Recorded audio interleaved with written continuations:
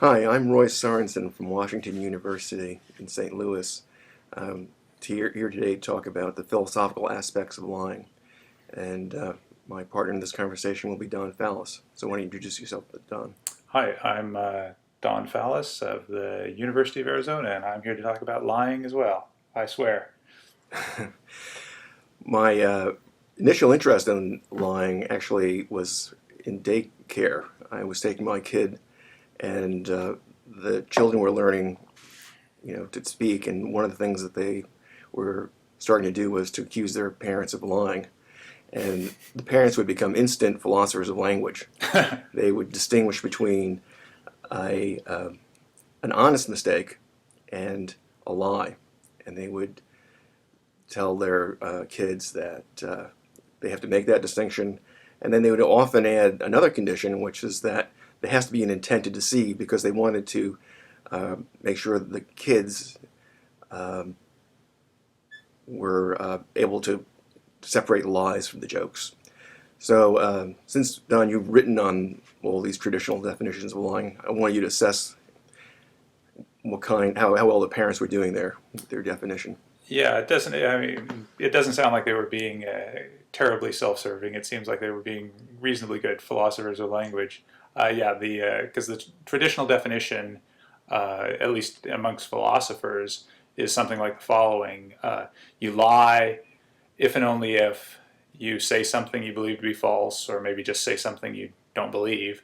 And you say this with the intent to deceive the audience that you're speaking to about what you're saying. And this is actually a fairly popular definition amongst moral philosophers, who are the type of philosophers that talk most about lying. It goes back at least to St. Augustine. Um, and one reason for its popularity is that the intent to deceive seems to be the thing that makes lying wrong, at least when it is wrong. There may be cases where it's acceptable to lie if the consequences are dire enough. But the reason the deception seems to make lying wrong is that if you lie to somebody and deceive them, there's the potential that they'll make a bad decision because they don't know what the facts really are, and they'll come to harm. And even if they don't come to harm, there's the possibility that we could argue that their autonomy has been messed with. And in addition, if people go around lying and thereby deceiving each other, there's a chance that the trust that we need in order to engage in mutually beneficial exchanges of information will be undermined. And this is arguably quite serious, because a lot of what we know about what's going on in the world comes from what we hear from other people, like newscasters, our friends, etc. Yeah. So I suppose that also makes it more difficult to understand why we draw this really strong distinction between lying and misleading. So right now I'm sitting here and I have a nice shirt on, but I'm also just sitting here with shorts because you can't see my shorts, and I'm just only dressing up as much as and it's okay for me to be a little misleading that way, or for people to wear a wig if they're bald. Um, so the Our philosopher is able to solve that one. Why is it okay, or is there really such a big difference between um, misleading and lying? Did Kant draw this big distinction between those two? Yeah, the Immanuel Kant's the famous philosopher for arguing that it can be okay to mislead people, but it's never okay to lie to them. Um, I actually am sort of not completely persuaded by the argument that lying is worse than at least certain sorts of misleadings. But I'll sort of have to wait till we get to my definition to have something to say more precisely about why this is so. Yeah, it is. It is.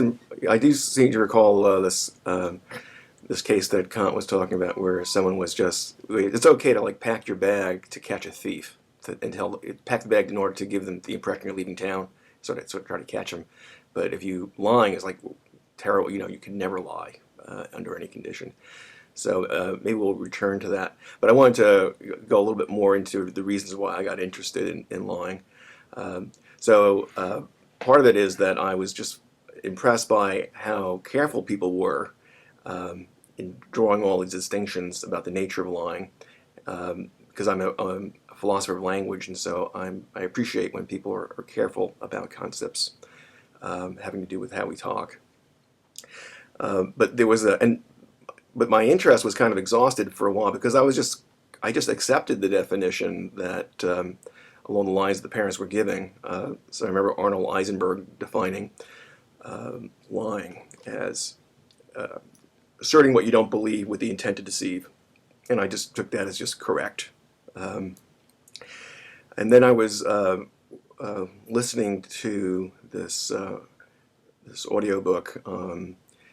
It was like Ansi Seerstrad, and it was 101 Days in Baghdad.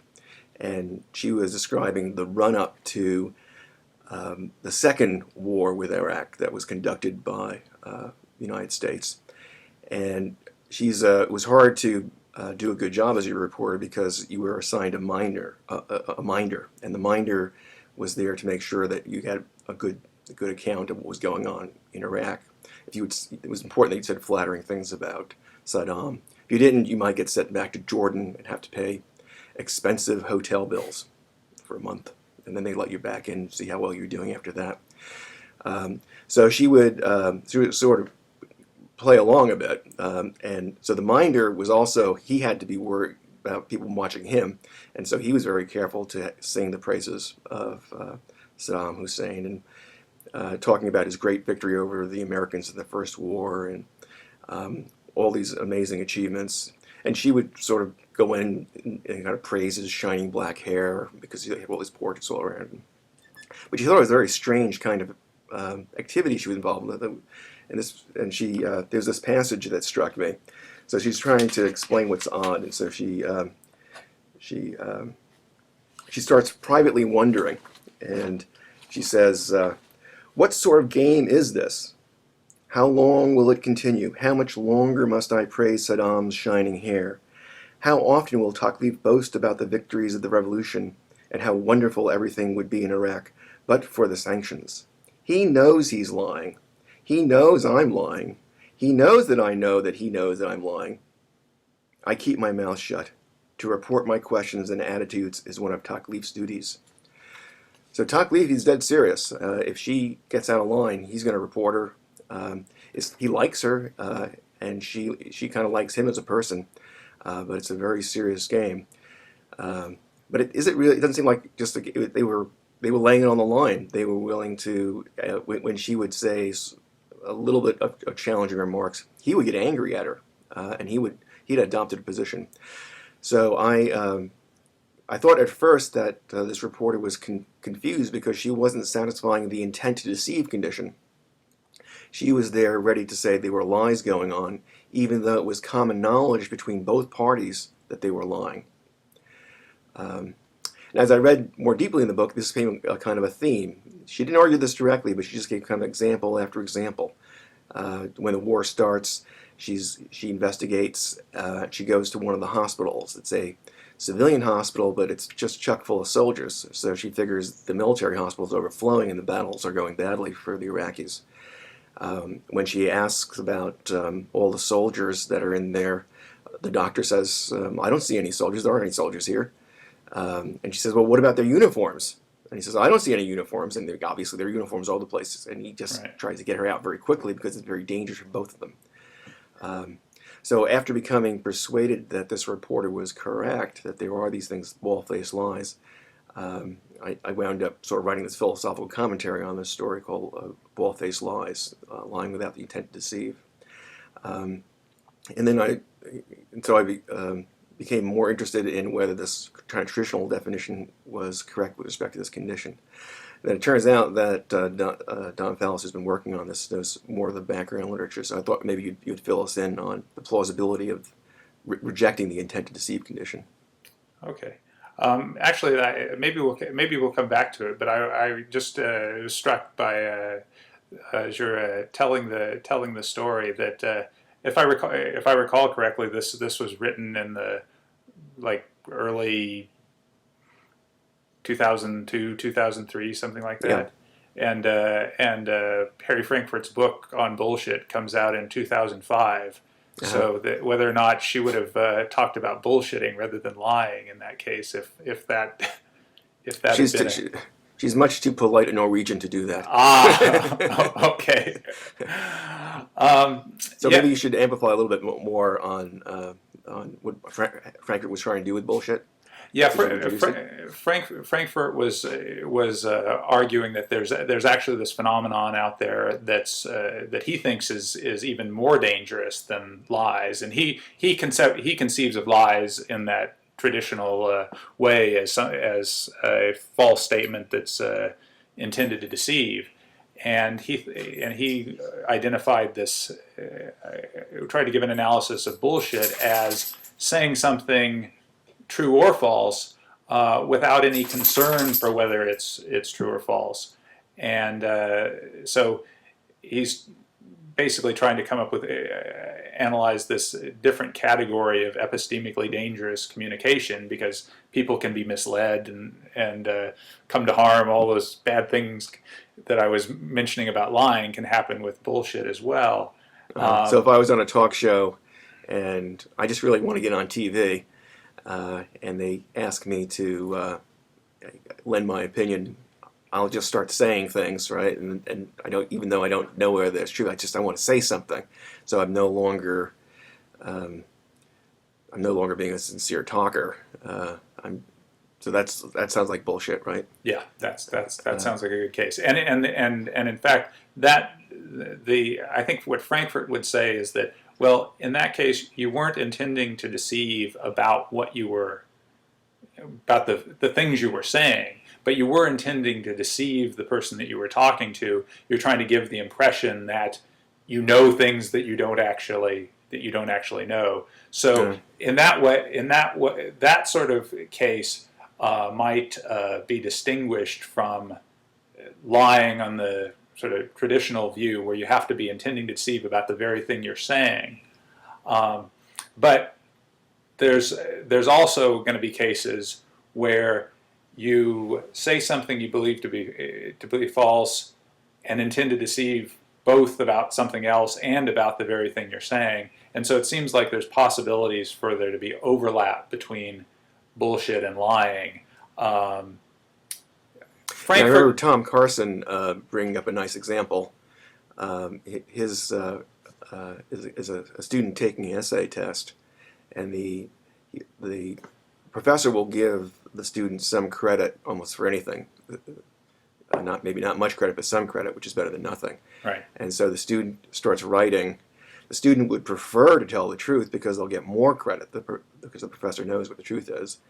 Um, so so Carson thought that it was a mistake for Frankfurt to think that there's a kind of indifference to the truth. He thinks that you can still care about the truth. It's just that you're willing to you know, that's not going to stop you from what you're doing. You still care about it, but you care about something else even more, getting a good grade. Right. Right. So let's see. So you're going to talk about maybe, I think since we're on Carson, maybe you can talk about, his opinions on the intent to deceive condition. Right, because I guess what I was thinking about your Iraqi doctor case is that even if that does count as bullshit, it may also count as a lie, but and in particular a bald-faced lie. But Carson's got examples that also seem to be clear-cut cases of somebody telling a lie without an intent to deceive. My favorite one is another student case. A student has been accused of plagiarism and has been sent to the dean's office for a talk. And but the dean has the following reputation.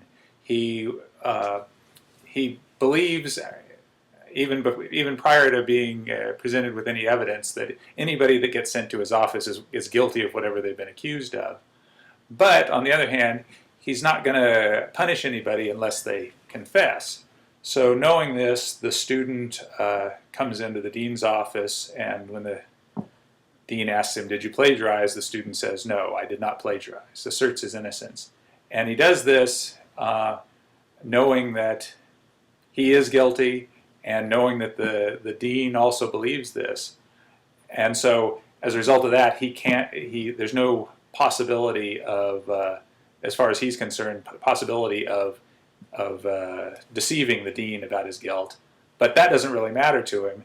He just needs to assert his innocence. So he comes in, goes on the record with something that he doesn't believe, but has no intention or expectation of deceiving. And my intuition, at least, is that the student in that case is lying, even though he didn't intend to deceive the dean. Yeah, I think Carson also has other cases, like legal cases, where you're testifying, and you clearly have committed the crime, but you're just up there lying anyway. They have you on camera and the whole thing, but you just are not cooperating, and you continue to say that you didn't do it, and it's obvious that you did do it. Or maybe you made a promise to perjure yourself to the Godfather or something. So this is important that you actually commit perjury, and by legal definitions, you will have committed perjury, which entails lying. Yeah, one of the ways I've told that sort of story is you have a case where there's overwhelming evidence of your guilt, but none of it's admissible as long as you don't confess. So you have a strong motivation to go on the record as being innocent, even though everybody knows you're guilty, and there's no chance of deceiving them. So you have no intent to deceive them. Now, so far we just talked about these philosophers who so there's Carson who seems to think there's bald-faced lies, and I do. Is there any wider evidence that it's more than just philosophers who think that bald-faced lies are lies? Funny you should ask. Actually, there is. Yeah, that was one of the things that struck me when I got involved in this issue in this debate, was that it's whether or not to count bald-faced lies as lies. The debate seems to rest largely on our intuitions about these cases, and of course the philosophers that think bald-faced lies are lies have the intuition that they are, and the philosophers that are committed to the intent to deceive definition have the intuition that they're not lies. So I got the idea of doing some work, doing some XFI work on this area. So XFI is experimental philosophy. Experimental philosophy. For us, more sluggish and more verbose. Experimental philosophy. So right. What you do in experimental philosophy is you go outside or the realm of philosophers, and you talk to how other people and see where their intuitions are shared by the philosophers.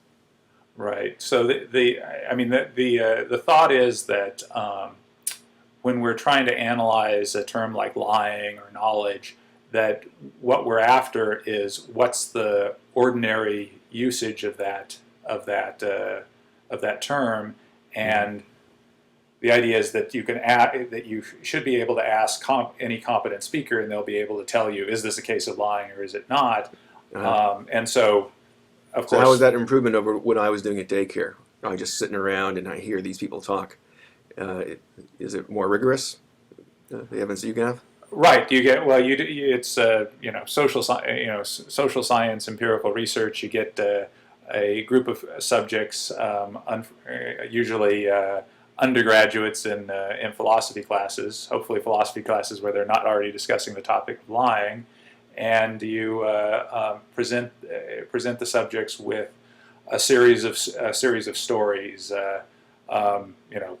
stories like the stories we've been telling, the Iraqi doctor or Carson's plagiarizing student, and you ask them, is this a case of lying? And the way I did this work with Adam Arico at the who's a member of the experimental philosophy lab at the University of Arizona. Yeah. Doesn't And Adam have some? He has some training, as some of these ex-spy people do, in the psychology of I mean, it's better than just informal polling, right?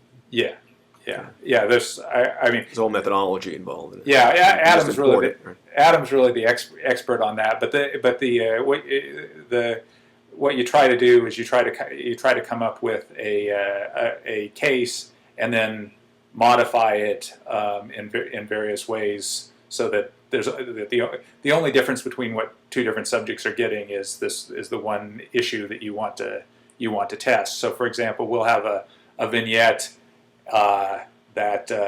where I don't know, one of our stories was a husband comes home and the wife wants to know whether he'd been gambling at the racetrack again, and in one version of the story, the husband tells the truth and says, "Yes, I was at the racetrack."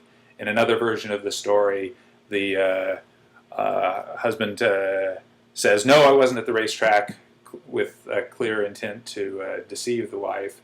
And in yet another version of the story, we have the husband say that, "No, I wasn't at the racetrack," but there's some evidence that's clear to both the wife and the husband that in fact he was at the racetrack. So that's our bald-faced lie variation on the story. Mm-hmm. And then we'd ask the subjects to rate on a 7-point scale whether they thought the main character in the story they received was lying, 1 being clearly not a lie, 7 being clearly a lie. And the results, at least for the bald-faced lie portion of the experiment, were that if you gave them a story where the character tells the truth, almost everybody says 1, clearly not a lie. If you give them a story where the character says something they believe to be false with the intent to deceive, nearly everybody says 7, clearly a lie. And in fact, if you give them the bald-faced lie story, the results are almost indistinguishable from the lie with the intent to deceive. So it looks like if you ask the folk, so to speak, bald-faced lies should count as lies. So at least, so there's some support for those of us who want to say that our intuition is that a bald-faced lie is really a lie. You know, I was surprised that the result was so strong. I mean, I was one of the philosophers who was wedded to the classical definition, so I think that it is possible for a philosopher to change his mind. My intuitions were not following my theory there, and so I guess that's some leakage of other usage from listening to your audiobooks and listening to journalists talk about things. So that's an interesting development in literature, that you have a number of people now thinking that maybe they have to drop the intent to deceive condition. So one way, so that leads to the issue of just what is lying, and so what occurred to me is just, well, why don't you just simply drop that condition and just say lying is insincere assertion and leave it at that. My understanding is that other people might find that a little bit too vague. Did you want to go over Tom Carson's ideas on it and your own? Yeah, sure. So Carson, Carson and I,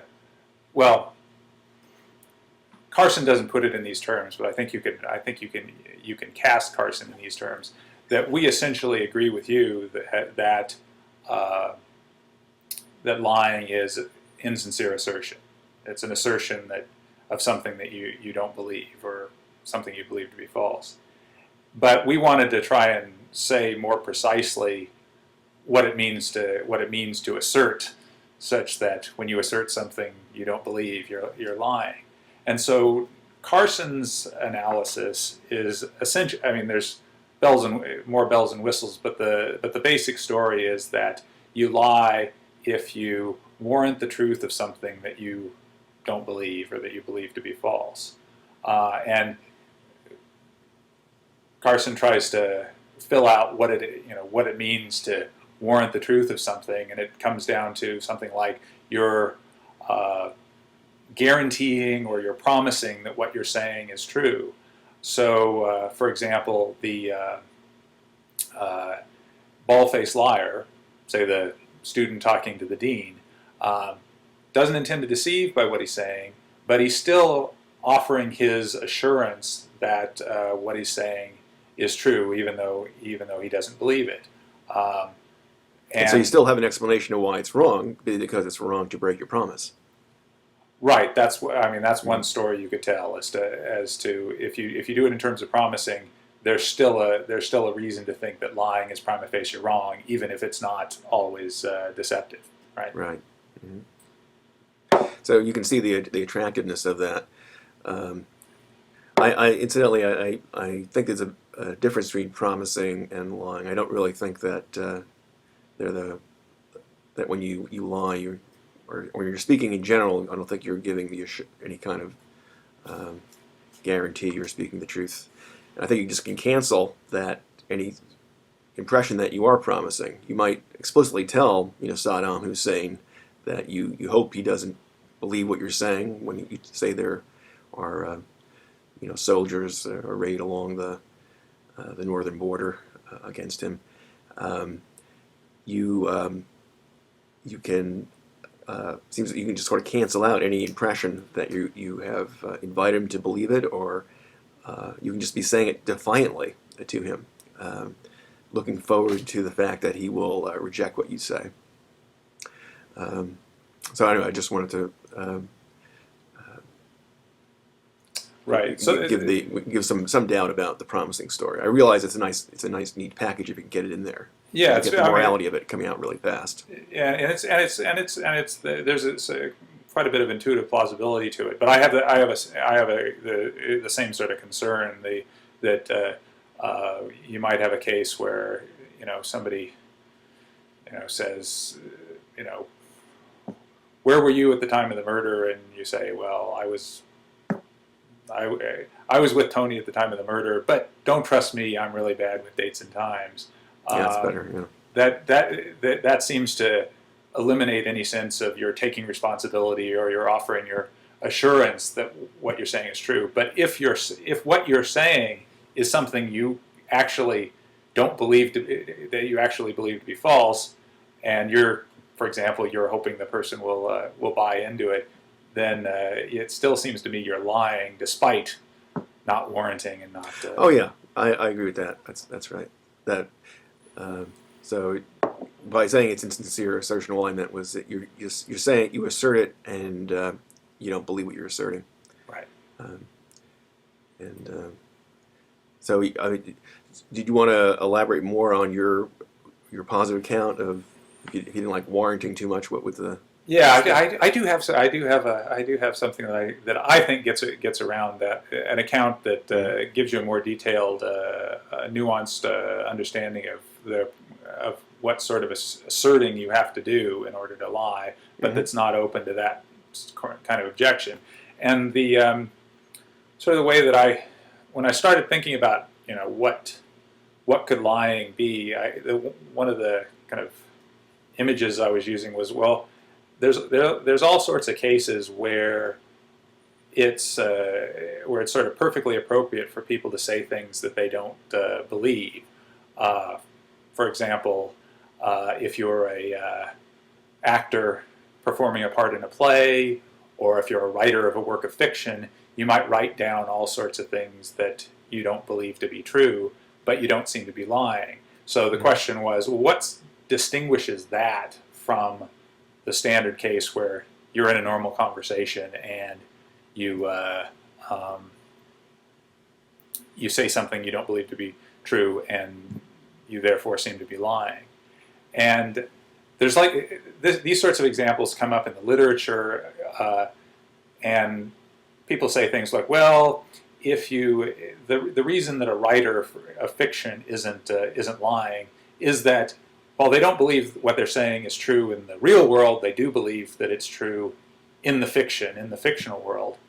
But it didn't strike me that could be right, because it doesn't seem like the actor the actor is still not lying, even if the actor is playing a liar in the movie or in the play and is saying all sorts of things that he believes to be false in the fiction. Mm-hmm. Other thing that people say is that, well, the reason that an actor or a writer isn't lying is because they don't intend to deceive, to appeal to the traditional definition. But as we've seen, that doesn't seem to work because of these bald-faced lie cases. But even setting that aside, it seems like writers can intend to deceive, and they're still not lying. So, for my favorite example is Agatha Christie seems to write novels where she intends to deceive her readers about who did it, at least up until the last moment when the Hercule Poirot reveals who the guilty party is. Mm-hmm. So all these sort of standard moves didn't seem to work, and so my thought was that the distinct difference between the case of saying things you believe to be false in the context of a play or in writing a work of fiction and what goes on in a normal conversation is the issue of whether or not the speaker is disobeying certain norms of conversation. And in particular, I've sort of fleshed it out in terms of Grice's maxims for... So the Grice maxims, that's like the maxim of quantity. You should be telling people as much as they need to know, but no more than that. And the maximum of quality, that you tell them what you have evidence for, you tell them what's stuff that's true. The maximum of relevance, you tell stuff that pertains to what they're talking about. You don't mention irrelevancy. And then was it the maximum of manner, that you tell it in an orderly fashion, that you're clear. Right? So just sort of sets up this multiple choice question. Which of the maxims are being violated? Right. Well,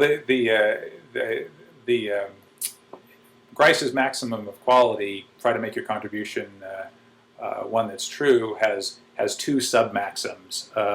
One is don't say things that you believe to be false, and the second one is don't say things for which you lack adequate evidence. So it's always that maxim that's involved with the line? That's my thought, is that you lie when you say something that you believe to be false, and you believe that you're in a context where the Gricean maxim, don't say what you believe to be false, is in effect. Uh-huh. So it's probably the case, it's usually the case, I think, that the Gricean maxims are all in effect, or they're all turned off, so to speak. So, for example, in normal conversations, they're all in play, and if you're an actor on stage, they're all turned off. You're engaged in another sort of speech activity. But if there's any ambiguity and if they come apart, then I think it's that particular maxim, the don't say what you believe to be false, that's relevant to whether or not somebody's lying. Mm-hmm. Okay. I should say then why I think that this is a better way to look at it than Carson's analysis. First of all, if this sort of analysis counts bald-faced lies as lies, for example, the student is saying something that he believes to be false, and even though he doesn't intend to deceive, he believes he's in a context where this maxim, don't say what you believe to be false, is in play. In a conversation with the dean, presumably that maxim's in order.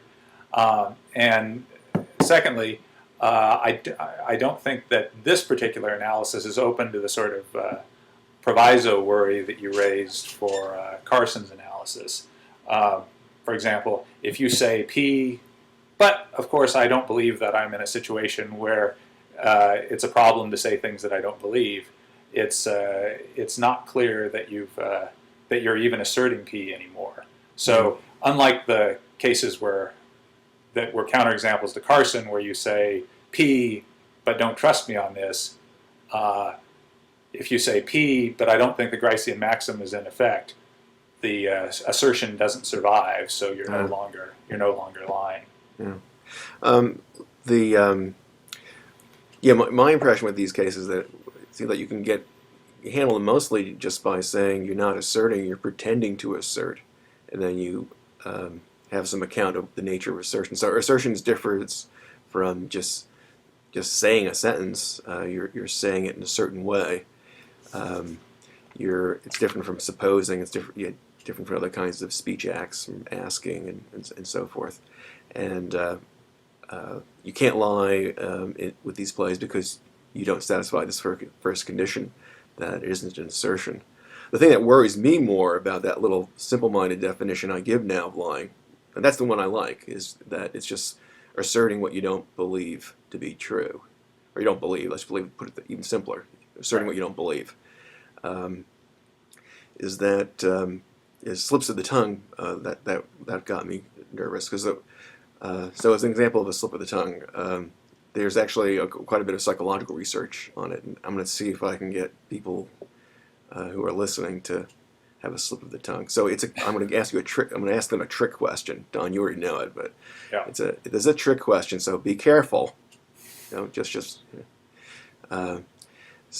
here's the trick question I'm asking. How many animals of each kind did Moses take on the ark? Give you a minute. Work that through. When you give this to research subjects, the majority of them will answer 2. They'll calculate it out, and you can sometimes get them to then defend it and to make bets on it. I like to do it with someone who knows their Bible well, because they can go on and will start telling you which part of Genesis the relevant passage is in, and so forth. So I've and Make then the experiment what comes out. Make the experiment as embarrassing as possible. Is that? Oh yeah. And so anyway, so very erudite people go on and on about it. And the funny thing is, I mean, they when they look it up, they're surprised. Well, it wasn't Moses, was it? It was Noah who took the animals in the ark. So when people were asserting that Moses took 2 animals on the ark, were they lying? They were asserting, but they didn't. They don't believe. They went to Sunday school. They know their Bible. They don't believe that Moses took any animals on the ark. So does that count as a lie? Clearly, that isn't a lie. And so how do you extricate? How do I extricate myself from that counterexample? And the way I want to do it is to follow the psycholinguists who seem to be suggesting there's sort of 2 ways you might go at believing, having 2 kinds of mental states you have. One is comes from what's called shallow processing. So a shallow belief is the stuff that you just sort of saying off the top of your head, and that's all that's required when I talk about sincere assertion. That's what I mean. So a sincere asserter is just someone who is just opening up the channel to their belief-forming processes. That's all. It's just this openness. That contrasts with deep belief. Deep belief is what you would say under ideal circumstances. So if we were interviewing you in a careful kind of way, and you were giving deliberate answers, and you weren't, tired or confused or worried about the consequences of what you said, what you do in, as we call, candid circumstances. So that's the solution to. That's how I would try to solve this problem of separating out lying from misspeaking. So how does that sound to you, Don? Would you do it the same way? That sounds pretty good. I was it wasn't until you started coming up with these examples that I realized that the definition that I had offered of lying is open to them as well. So, for example, when you say that Moses took two animals on the ark, you say something you believe to be false, and if you're in this experimental situation, you believe that this is a situation where you shouldn't say things that you believe to be false. So, on my account, you seem to be lying.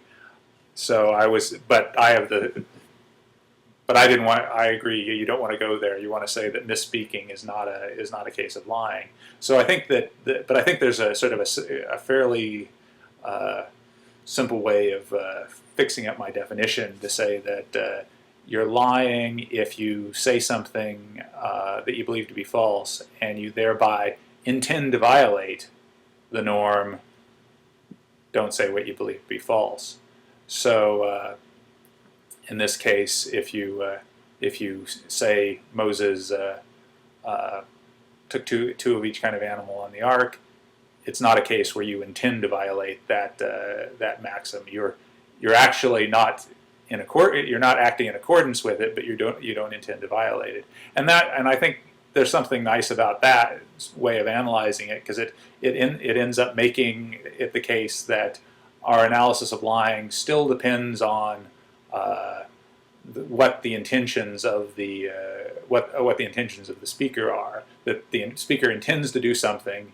In fact, they intend to do something that's prima facie wrong. That is, violate this conversational norm, but they don't necessarily intend to deceive. One kind of tricky kind of case is people generally assume that misspeaking and lying are mutually exclusive. But there do seem to be cases where they go together. When you read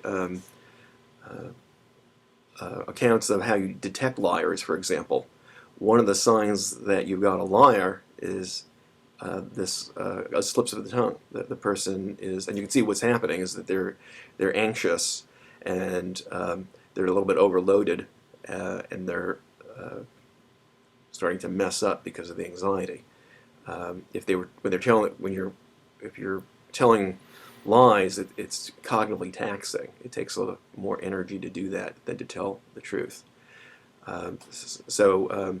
Is your account able to? So suppose someone, one of these psychologists, brings up these cases where we're using slips of the tongue in order to, get evidence the person is lying. Can you handle that kind of case? Well, off the top of my head, it strikes me that what you're trying to detect with this issue of trying to tell whether somebody's anxious and stressed out is you're trying to detect deceptive intent, and or some sort of norm violation in terms of my account. But in any event, that you can have the intent to deceive or the intent to violate the norm, and nevertheless say something that that either you believe to be that on a deep level you believe to be true, or something that something that you believe to be false. So I guess I'm not quite sure. For example, if you took a case where the person misspoke and said something that they believed to be true with the intent to deceive, I'm not sure that we'd want to classify that as a lie. It would be a deceptive utterance. Let me try to give you a case in which I think the person simultaneously misspeaks and lies. So they're caught, so they're pulled over by a police officer, and they for going through a red light, and you say to the officer, but I always stop at a green light. You misspoke. You meant to say I always stop at a red light. It's not true that you always stop at a red light. He caught you. You had indeed broken the law there. So there, it seems like you are misspeaking, and you're also lying. You intended to violate that maximum of quality, right? but you didn't tell the falsehood you intended, I guess. Maybe that's where you start to focus in Right. which way you violated it or something like that. Well, that's my inclination is to say that um, So it's not just a general readiness to violate it. It's the violating it by saying, what you intended to say. "Gotcha." Okay, I Yeah. see. Yeah. But So, that's nice. I have to think more about that one. okay. Uh, yeah, it gets kind of cognitively taxing for lies. One of the, I guess I just want to also say where the kind of systematic interest I have after thinking about the bald-faced lie. So when you get bald-faced lies, you have this feeling, well, I've got a new kind of lie that people have been neglecting, and I've been interested in maybe there are other kinds of lies out there that we have been led to neglect because we were working with the wrong definition. And so recently I became interested in these called knowledge lies. So let me just explain what a knowledge. So here's the background of this is that when you are, I'm here being influenced by Jason Stanley and John Hawthorne, who have they claim that there is a very strong knowledge requirement for practical reasoning. That you, uh, something is a reason for acting only if it's something that you know. Uh, so that's put very strongly, and maybe that's too strong, but it suggests that there's something to that. Is that you, like in juries, and if you're, when you have high stakes decisions, you want to know that the guy is guilty. You want to know this or know that. Even in The Sopranos, so you have just a mafia guy when he suspects that Big Pussy is an informant for the FBI. He doesn't want to kill him straight out on belief that he wants to know that Big Pussy is a informant, and so they engage in this big inquiry. These responsible mafia guys. So Epistemically responsible. they are. The morality never gives up, even in the mafia. um, so you're so that suggests another way of going that if you want to manipulate people, you don't need to deceive them. You can just paralyze them with ignorance. So by giving them misleading evidence, you can achieve much of the same ends that we do by deception. So think of in the movie Spartacus. Spartacus has led this big revolt, and the revolt has now failed, and he's sitting there amongst his fellow slaves on a hill, and Crassus, the victorious Roman general, comes, and Crassus made a solemn promise to the Senate that he will either he'll bring back Spartacus dead or alive, and so he needs to have Spartacus, and he doesn't know who Spartacus is. So he makes an offer to the group. He says, "Well, look, if you just tell me who Spartacus is, I'll just return you to the status quo. You'll go back to being slaves, and you will not be crucified, despite the fact that you were engaged in this revolt. I'll go easy on you." And Spartacus, played by Kirk Douglas, starts to get up because he got a concern for his colleagues. And before he's able to say anything, Antonius bolts up and says, "I am Spartacus." And Spartacus is surprised by that. And then the guy on his other side jumps up and says, "I am Spartacus." And then other slaves start going up and saying, "I am Spartacus, I am Spartacus." And after a while, the whole group is saying, "I am Spartacus." Now, by the time you got, 4 or 5 guys saying, "I'm Spartacus," it's not very credible that when someone identifies himself as Spartacus anymore. So what are they doing? Under my interpretation is what they're trying to do is to prevent Crassus from gaining knowledge of who Spartacus is. And they're doing it by it's just simply by raising these possibilities, by testifying that you're Spartacus. You create a possibility that has to be eliminated in order for you to count as knowing who Spartacus is. So they just sort of poison the well with so many alternatives. And so I'm counting each one of those statements as a lie. Some people, they don't like to call heroic people liars, and so happily there's a spoof version of this by Pepsi, which gets around this problem. In the spoof version, and I'm told that there's going to be a link to this. If I just point down there, there's supposed to be some sort of link, and I'm pointing down there. So there's the Pepsi spoof is a kind of a spoiler alert here. What happens is they have the same footage leading up, to where they still have the slaves on that hill and so on. But a centurion comes up, and they've had this new lead into the scene. And he announces to the group assembled on the hill that someone left their lunch back at the rest stop. And the lunch contains a sandwich and a Pepsi, still cold, and also has the name Spartacus written on it. And so then they shoot back to the original footage, and they have the Kirk Douglas guy getting up to Spartacus, starting to get up to go claim his lunch there. But then Antonius says, "I am Spartacus," and then the guy on the other side says, "I am Spartacus," and each one of them now, trying to get their Pepsi. So there, I think we're more inclined to say that each of them is a liar, or lying in that particular occasion, even though there's not much of a deception element to it. Then I, as a philosopher is wont to do, I also give hypothetical cases. So one concerns letters of recommendation, or reference letters.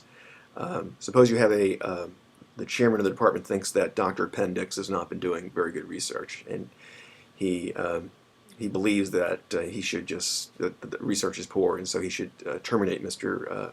Appendix or Dr. Appendix and give an opportunity to someone else to do that research position. But to terminate someone, you really ought to know that the research is bad. You ought to know that it's weak research.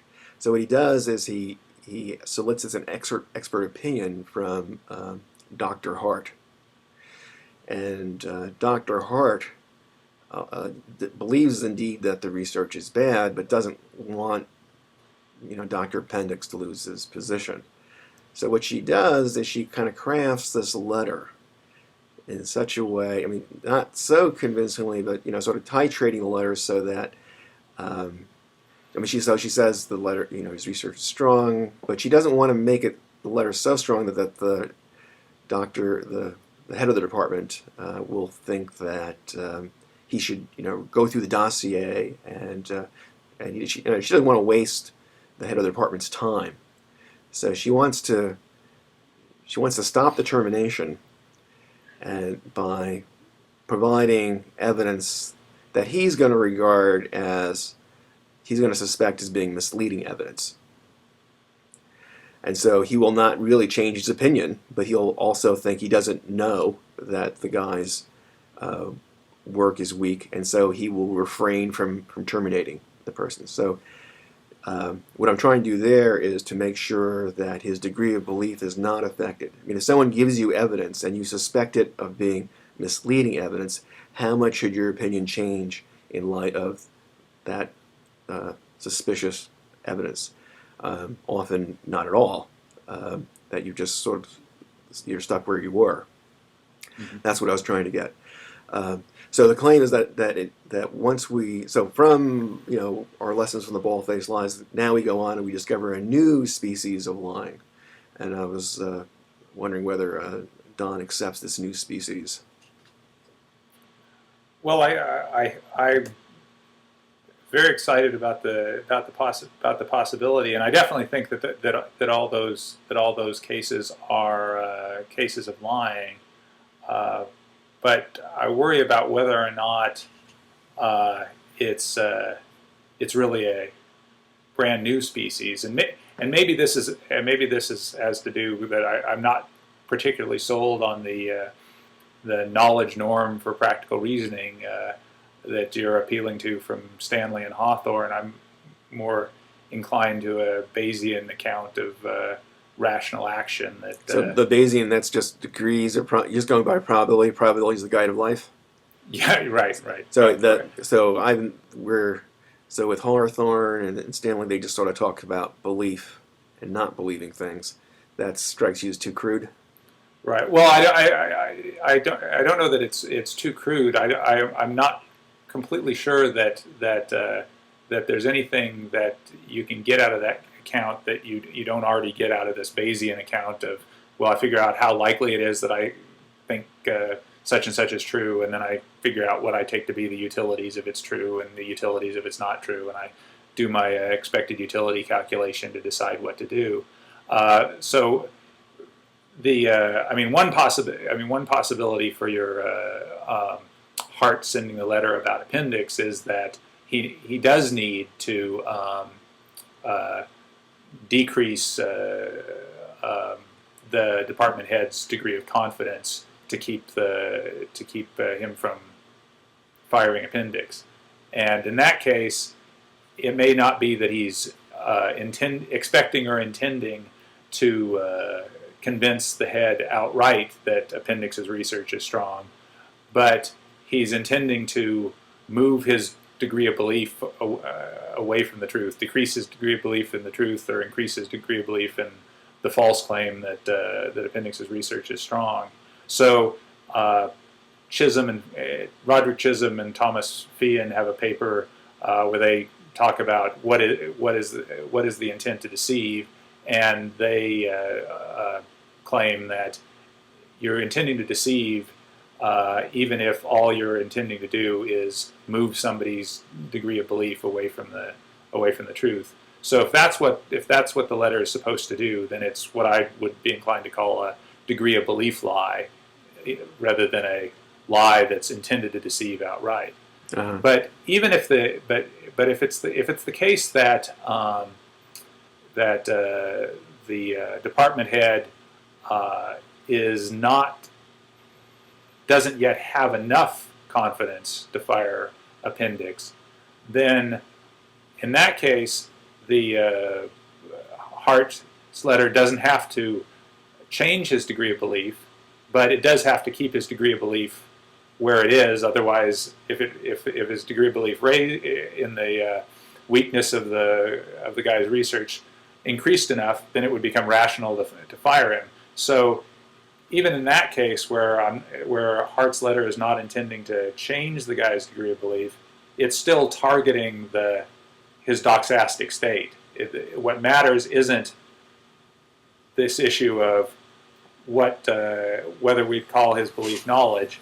What matters is where his degree of belief stands, and so that's that case, and I think the Spartacus case as well, are cases where what matters is the doxastic state, not the epistemic state. The state of belief. But you're going beyond just his actual state of belief, more like the counterfactual kind of belief, the belief he would have were it not for the intervention. Is that correct? So right. when you say, I'm just sort of preventing the guy, I'm preventing I'm preventing the head of the department from forming a belief he would have gotten close to the truth had someone complied, honestly with this request to assess. Right. So the one way of filling out a reasonable way of filling out your story would be that Hart knows that if he just refuses to send a letter of recommendation, that the department's head is going to go on to somebody else who, in all probability, is going to spill the beans about appendix not being very good. And so so what Hart's letter is doing is it's a lie that's aimed at keeping the department's head degree of belief exactly where it is, because without the lie, there's all sorts of reason to expect that the department's head's confidence would go up because he'd get somebody else to tell him the truth of the matter. So this misleading letter of reference, it sounds a little like a topic you specialize in is disinformation, uh, or is that? But generally, another kind of one of these audiobooks I was reading was actually maybe it's a clearer kind of cases where what people were doing in World War II against the Germans when they were the D-Day invasion. So they were going to the Germans knew the invasion was going to be either at Calais or at Normandy, and so they did things like they bombed Calais twice as much as they bombed Normandy, and they created like these phony armies on Great Britain, and they put Patton in charge of the phony armies, including by phony armies they made fake tanks and fake airplanes and so forth and so on. Is that what you mean by disinformation? Uh, well, some of that I take to be disinformation because I think the like I say about the uh, um, letter of reference case.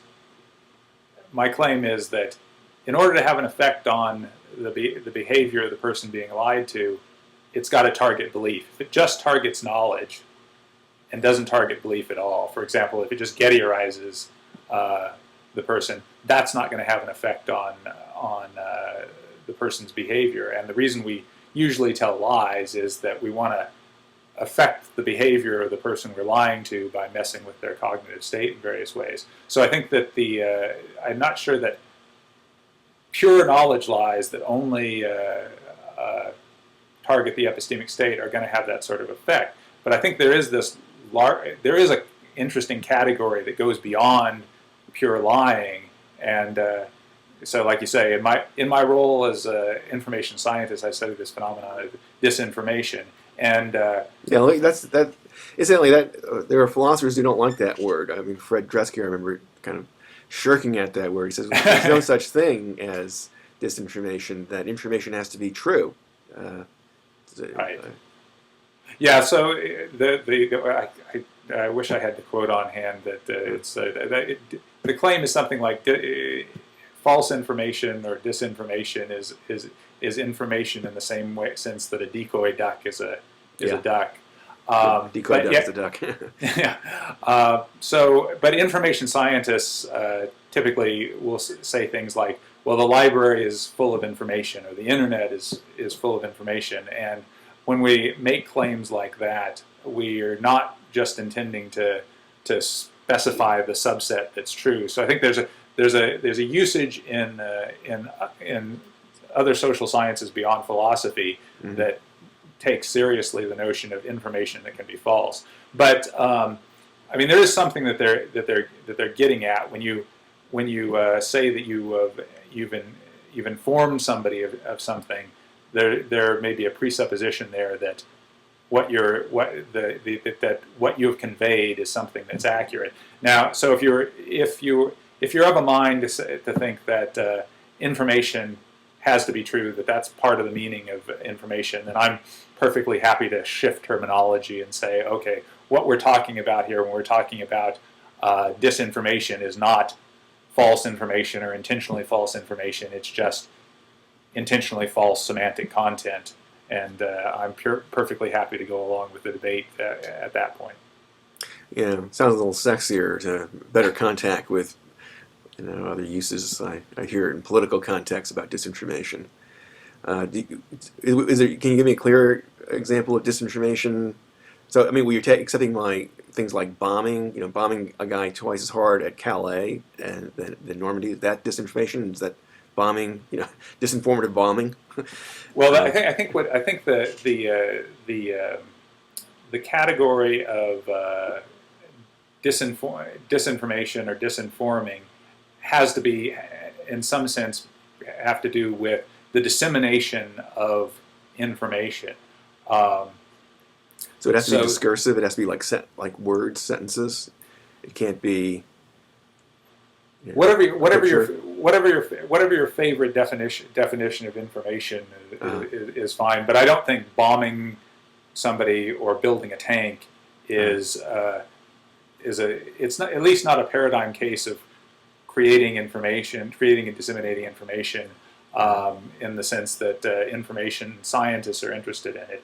So that would count as just the bombing and the fake tanks count as deceptive behavior of some sort. But the sort of case that we're typically interested in with regard to disinformation are cases like you mentioned, sending out fake radio transmissions to suggest that there's this huge force about to attack Calais.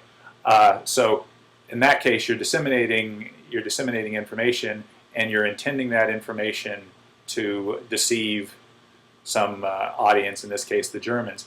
And one of the respects in which this is shows that disinformation is broader than lying is that under most people's definition of lying, in order to lie to X, you have to be speaking directly to X. So you can't lie to an eavesdropper and intend to deceive them. But you would be disinforming somebody if you said something that when you know that they're eavesdropping on your conversation and are likely to be misled. So that's the sort of thing that the Allies were doing with the Germans in preparation for D-Day. And another respect in which disinforming is a broader category than lying is that you have to disseminate information, but of course information isn't always linguistic. You can disseminate information through images, and so we count information as a case of intentionally false information as disinformation if it's a deceptive image, like a doctored photograph or something. Yeah.